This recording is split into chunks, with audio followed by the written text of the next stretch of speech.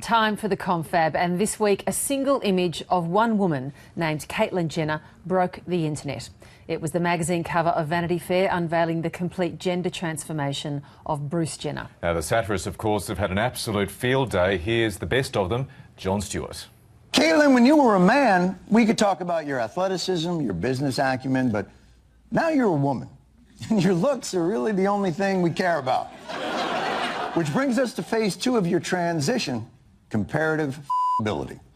I didn't say it looks a lot like that chick from American Horror Story. Jessica Lange. Jessica Lange. Who's hot? You think Caitlyn is actually hotter than Chris? Okay, I have to ask the most important question. Does she have a better body than Kim Kardashian? Look, we want to give a woman a compliment here. We just need to make sure another woman gets taken down a peg in the process. It's how we maintain the balance. Well, we're almost all the way there. Let's complete the transition. She looks good, and especially for her age. There you go! Wow! That's the caveat we were missing. Remind her she has an expiration date now. And I think, if I remember correctly, he went on to say, Caitlyn Jenner, enjoy the next 2 years before you formally hit that threshold where, as a woman, you become totally invisible. So age got in there as well. He is so clever. That leads us very neatly into our Friday Confab. We'll take a look at some of the stories that have caught our attention. Joining us this week is Susan Carlin from Monash University. Susan, good morning. Good morning. And BuzzFeed reporter Mark DiStefano, who's in Sydney. Mark, good morning to you. Good morning. First responses to a story that actually has a number of dimensions. Yep. Some of them offending some people, some seem a bit too trashy for others. But what was your first response there, Susan? Well, it's interesting because I think there is a lot of focus, obviously, on her appearance. And it's very positive because I think people are really wanting to make a statement. So often trans people have been seen as disgusting or ugly, and so people are really trying to come out positively about her appearance to show their support. And isn't she beautiful?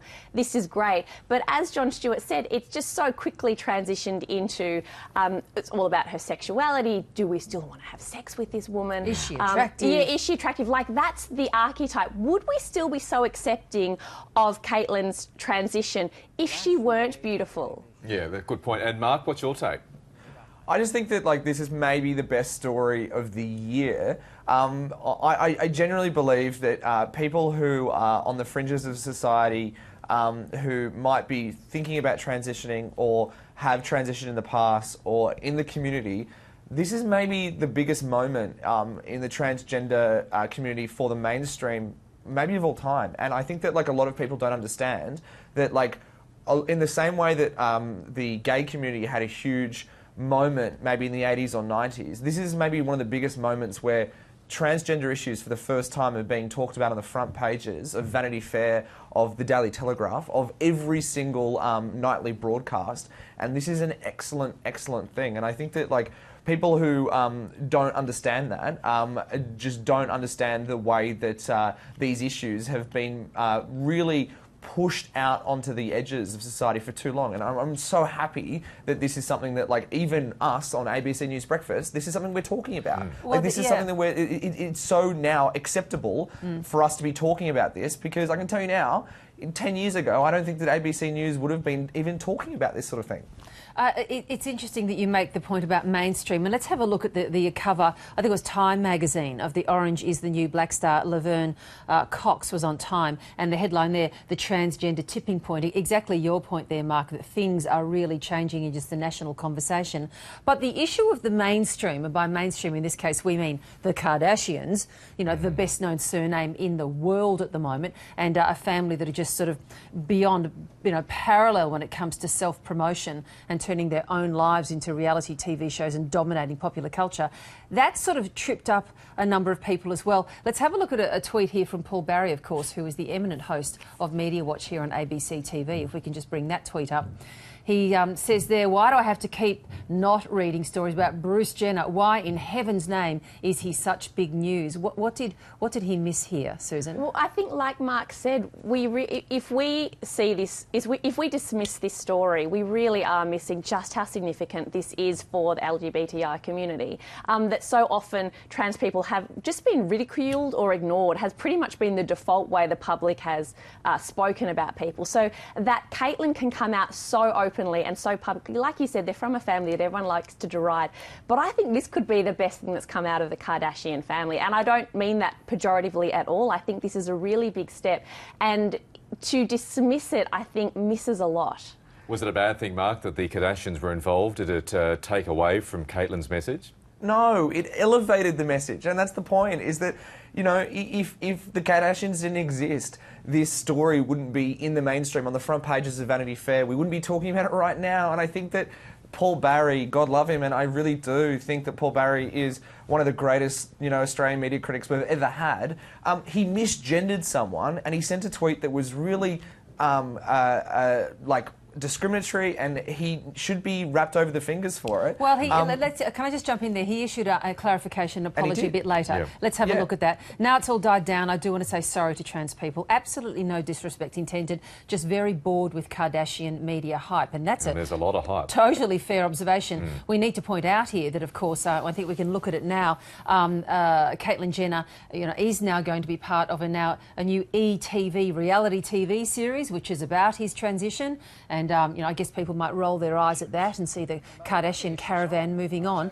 Others, Susan, though, might see it, as Mark points out, just another example of this being mainstreamed. Right, exactly. You cannot get much more mainstream than having your own reality TV program now. Anything to do with the Kardashians, exactly, yeah. And yeah, it was always going to be a reality TV program. But perhaps I'm naive, but I do feel a sense of hope about this program. I think it could be a really lovely thing. And often, if, you know, mainstream fictionalised TV shows aren't portraying these people, often it's reality TV that gets marginalised people more into the mainstream. So this could be a really good way, especially for someone to speak with their own voice, that it's not just a script. This is actually Caitlyn saying, this is how I feel, this is what it's like for me. Her transition, I guess, and a friend of ours pointed this out yesterday, that Kate McGregor, who of course in Australia, you know, had a very high profile transition as well, would she be dismissed in this way, as the same way some people dismissed Caitlyn Jenner, you know, simply because of the association with a particular high profile family? And I guess every person has their own integrity and deserves to be taken seriously in what they're going through. I think so. I think especially in this one. Now, we don't normally do politics in this segment for a very, very good reason, but we wanted to look at the quality of our parliamentary debates during this chat.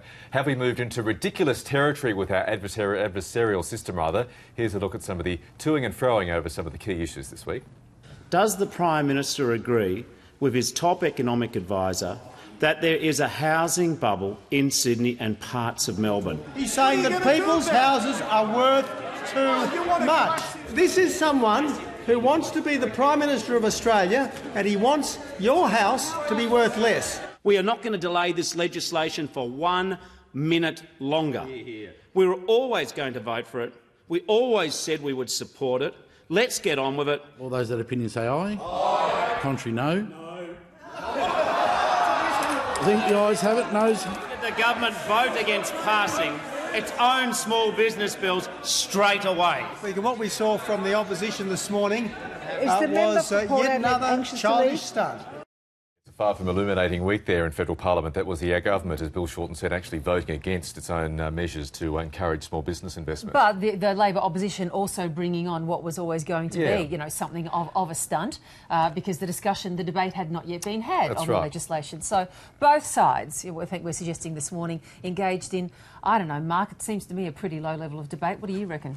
Well, I think it is low level, but at the same time, this is politics. Like, we get the politicians we deserve. I think it's really funny. We watched The Killing Season, the new ABC doco that's about to air next week in our office.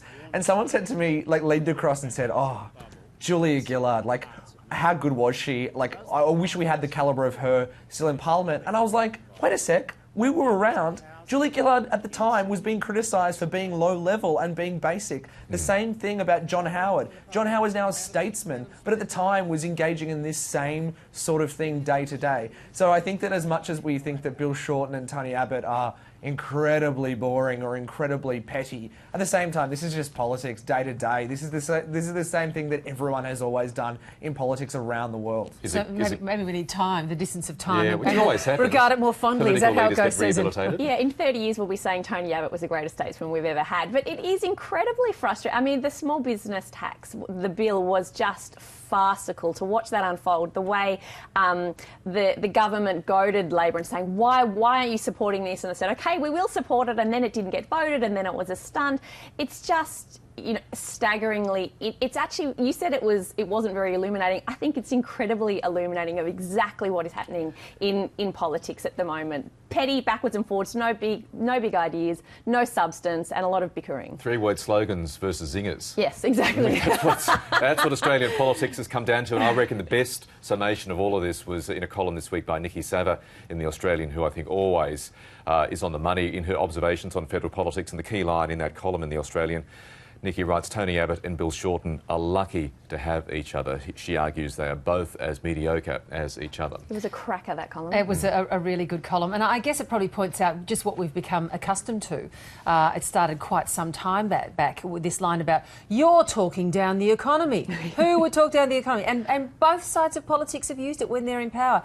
It possibly has to be one of the most specious observations you can ever make. It's so meaningless, but so many comments we say that we see them say, they are meaningless. There's no substance in there. They get thrown around and the substance of a debate gets lost in all the froth. And Mark, how do we change this, if at all? It's up to you. I think all I would say is that this has been going for a long time. I wouldn't say that, like, we probably won't change this. We can obviously vote them out. I mean, that's obviously the best way to, like, get rid of Bill Shorten and Tony Abbott. But I think that, like, what we should do instead is just, in the end, hope, like, over the horizon, there's another Paul Keating, or there's another, you know, statesman, or another Bob Hawke, or another John Howard, who's willing to come in and actually make the tough decisions. Because I genuinely believe at the moment, with Bill Shorten and Tony Abbott, I agree with Nikki Sava, we do have two incredibly mediocre politicians who aren't willing to make some hard decisions, who aren't willing to actually communicate with people,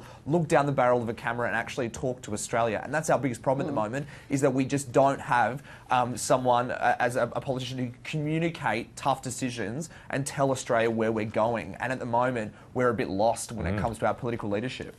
Mark, Susan, always good to talk to you. Thanks so much for joining us this Friday. Thank you both.